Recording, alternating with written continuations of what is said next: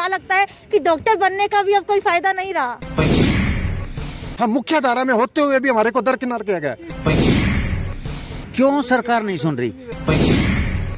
14 तारीख से OPD, emergency और पोस्टमार्टम हेल्थ सेवाएं बिल्कुल ठप करने का कार्य किया जाएगा। पीएमओ सीएमओ ने खुद कमान संभाली है, क्या लगता है कि आप लोगों को नेग्लिजेंस किया जा रहा है? अगर आपकी मांगों को नहीं माना जाता तो वो क्या तब्दील होता है? वो मेरी पुकार बनता है। मेरी पुकार को नहीं सुना जाता तो मेरी चीख बनती है। सरकार की मंशा है तो डॉक्टर बनने का कोई फायदा रहा नहीं हमारे पास आज।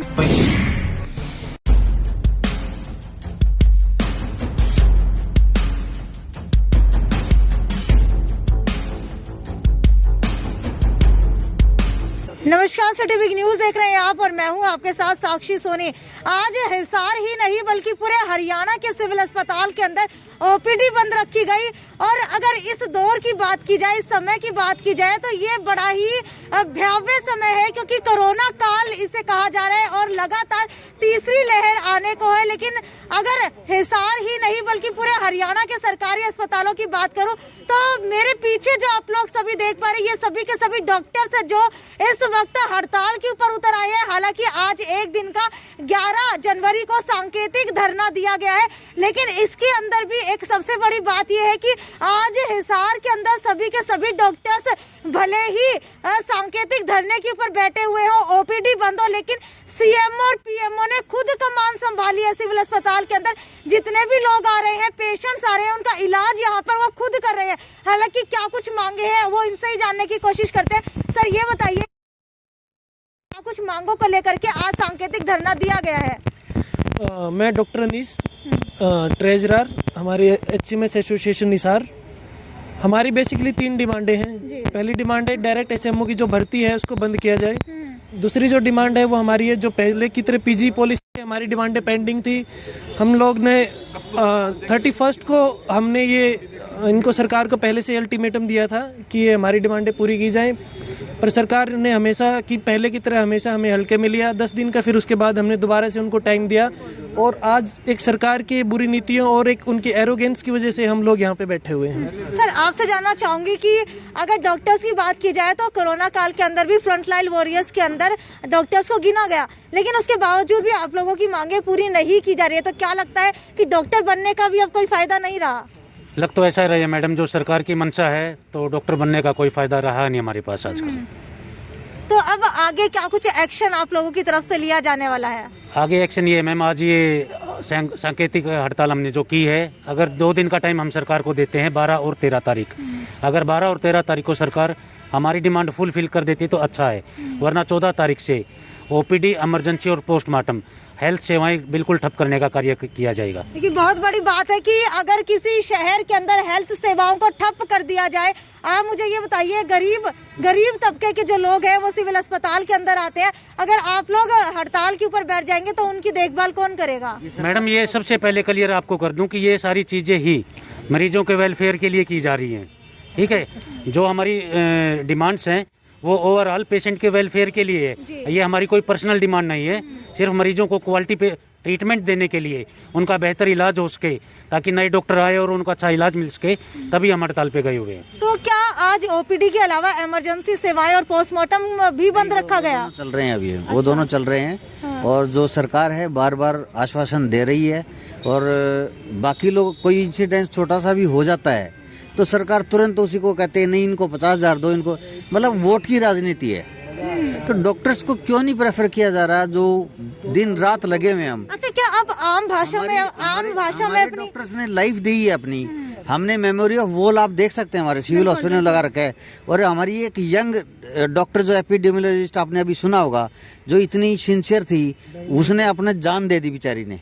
जी है ना, डॉक्टर शिल्पी जी। क्यों सरकार नहीं सुन रही?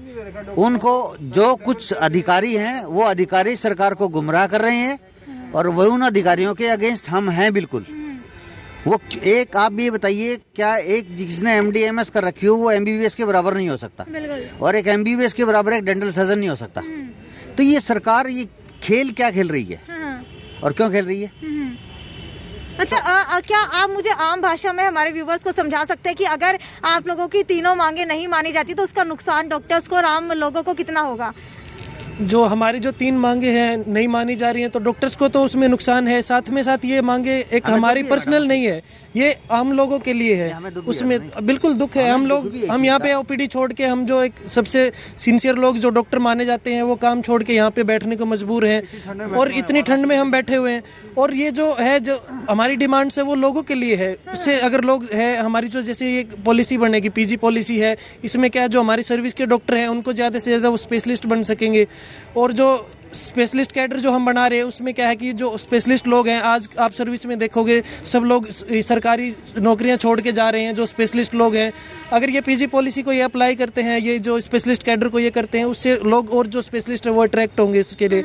हमारे जो डॉक्टर है 18 साल से जॉब कर रहा है, वो अभी भी एमओ है, और वो एमओ ही रिटायर हो जाता है। तो ये सरकार की नीतियों की वजह से है, वो डायरेक्ट एसएमओ लेके आना चाहती है। हमारे कैडर में ऑलरेडी इतनी स्टैग्नेशन है कि अभी एक एग्जाम्पल था, फादर भी एमओ है, उनका बेटा है वो भी एमओ आता है, फादर रिटायर हो जाते हैं, बाप बेटा दोनों एमओ बन के रह जाते हैं। और सरकार चाहती है कि ये सब बंद करके, ऑलरेडी हमारी एक लिस्ट है वो पेंडिंग है, वो 6 महीने से नहीं आ रही है, और सरकार चाहती है कि हम डायरेक्ट बाईपास करके एसएमओ को और प्रमोट किया जाए, या हम चाहते हैं कि एसएमओ को प्रमोट किया जाए, और वो एसएमओ को लेके आ रही है डायरेक्ट हमें बाईपास करके। अच्छा, आप मुझे ये बताइए कि आज ओपीडी सेवाएं बंद की गई हैं, पीएमओ सीएमओ ने खुद कमान संभाली है, क्या लगता है कि आप लोगों को नेग्लिजेंस किया जा रहा है? क्योंकि कहीं ना कहीं खुद कमान संभाल करके ये दिखाया जा रहा है कि आप लोगों की हमें जरूरत इतनी ज्यादा नहीं है, मैं खुद भी कमान संभाल सकती हूँ। बिल्कुल मैडम, जितना अभी तक आपने वार्तालाप सुना है, ये नया नहीं है। ये 6 महीने से यही वार्तालाप सत्ता के गलियारों में खूब हो रहा है। हमारा ना तो रास्ता है, ना हमारी मंजिल है सत्ता के गलियारों में। वो हमारे माननीय राजनेताओं को शोभा देता है, वो वहीं सुसज्जित रहे। मेरा मक्का और मदीना सामने है, ये शोभा नहीं देता कि मैं कुर्सियां लगा के यहाँ पे सिविल सर्जन कार्यालय के सामने हम पुरजोर इस मांगों को उठाएं।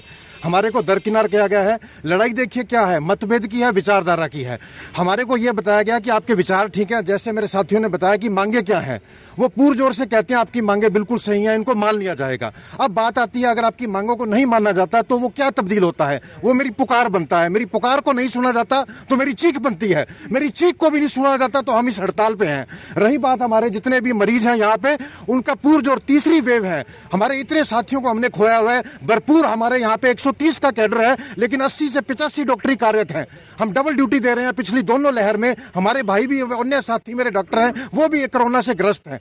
लेकिन हमारी चीख और पुकार को ना सुन के हमारे को हाशिए पर रखा गया है। हम मुख्य धारा में होते हुए भी हमारे को दरकिनार किया गया है। तो हमारे को हमेशा एक तारीख बांध दी जाती है। जितने भी हमारे प्रदेश के हमारे पदाधिकारी हैं, बिल्कुल उनसे बुला के उनको दरकिनार किया जा रहा है। तो ये एक सांकेतिक हालात है। हम बिल्कुल हमारे मरीजों से, जनमानस के साथ हैं। हमारे को ये चाहिए, हम और पुरजोर जोश से काम करेंगे। दिन ब दिन हमारे साथी इस कोरोना की लपेट में आ रहे हैं। हमारे को झूठे आश्वासन दिए जा रहे हैं। आश्वासन ना देके सिर्फ और सिर्फ हमें यह बता दिया जाए कि आपकी मांगे नाजायज हैं। हमारे को एक तरफ बोलते हैं बिल्कुल जायज मांगे हैं, तो बीच में जो दीवार है वो एक वक्त की है। कितना वक्त हम सहेंगे? तो हमारी सांकेतिक पूरे इस मंच से मैं साथियों के साथ और हमारे पदाधिकारियों के साथ यही संदेश है, हमारे को आगे ना मजबूर करें बढ़ने के लिए। हमने 14 दिन का पूरे प्रदेश में ये सांकेतिक जो आपातकालीन सेवाएं, पोस्टमार्टम सेवाएं, हम ये भी बंद करने जा रहे हैं। हम बंद नहीं कर रहे हैं, हमें मजबूर किया जा रहा है। तो ये पूरा प्रयास है हमारा, इस आवाज को आगे तक पहुंचाया जाए। जो भी वो चाहते हैं, कितनी डिमांड है हमारे से बातचीत तो करें।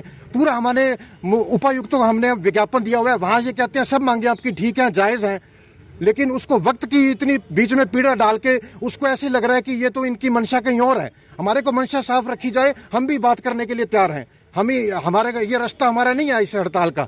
सर, क्या आपको नहीं लगता कि आपकी मांगे ना मानने के लिए आपको समय की बात कह करके टरकाया जा रहा है? बिल्कुल सही है। हाँ जी, ये बात तो पहले भी हुई थी कि एक्चुअली ये बात आज शुरू नहीं हुई है। ये हमने HM साहब जो हैं उनसे बात करी थी, तो उन्होंने कहा था भाई आप 31 के कम से कम टाल दीजिए। तो ये बात तो काफ़ी पहले से चल रही है। हमने उसको 31 तक टाला, उन्होंने 10 दिन और मांगे, हमने और दिए। अब जब वो कुछ पक्का जवाब ही नहीं देंगे तो फिर हमें जाना तो पड़ेगा एक ना एक दिन। वो बाई चांस जो कोरोना की है उसके साथ कंसाइड कर रहा है, लेकिन ये बात तो काफ़ी लंबे टाइम से चल रही है। आप लोग काफी लंबे टाइम से अपनी को लेकर के प्रदर्शन कर रहे हैं, लेकिन अब कोरोना के हिसार के अंदर भी नई गाइडलाइंस आ चुकी है कि अब रैलियां, प्रदर्शन और धरनों के ऊपर पाबंदी लग चुकी है।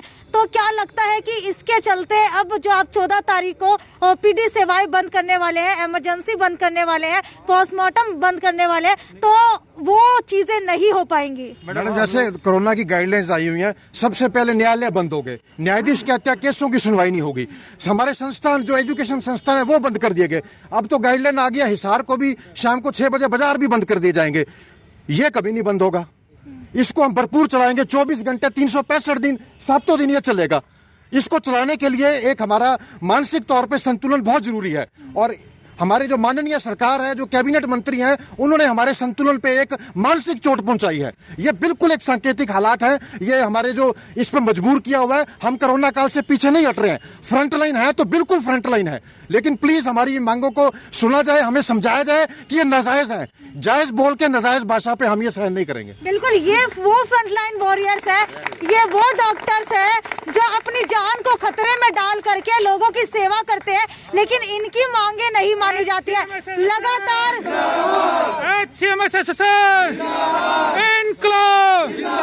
हमारी मांगे तो लगातार आप लोग देख सकते हैं कि हिसार के अंदर कोरोना काल में धरना प्रदर्शन बंद होने के बावजूद भी आज यहाँ पर डॉक्टर्स को मजबूर होकर के धरना देना पड़ा। लेकिन अब 2 दिन का अल्टीमेटम दिया गया है, अगर 2 दिन के अंदर दोबारा से इनकी मांगे नहीं मानी गई तो आपको बता दूं कि 14 जनवरी का वो दिन है जब आपातकालीन सेवाएं यानी कि इमरजेंसी सेवाएं, ओपीडी की सेवाएं और पोस्टमार्टम जो है बंद कर दिया जाएगा।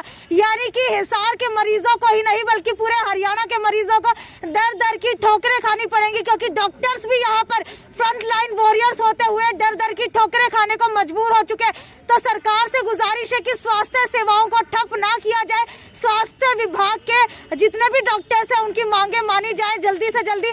खैर, अब तो देखने वाली बात यह है कि क्या 14 जनवरी को सरकार की जो मंशा है कि इनकी कोई भी मांग ना मानी जाए, बार बार जो है धकोसले इनको दिए जा रहे हैं, क्या उनके चलते अब 14 जनवरी को सब कुछ बंद हो जाएगा हिसार के सिविल अस्पताल के अंदर।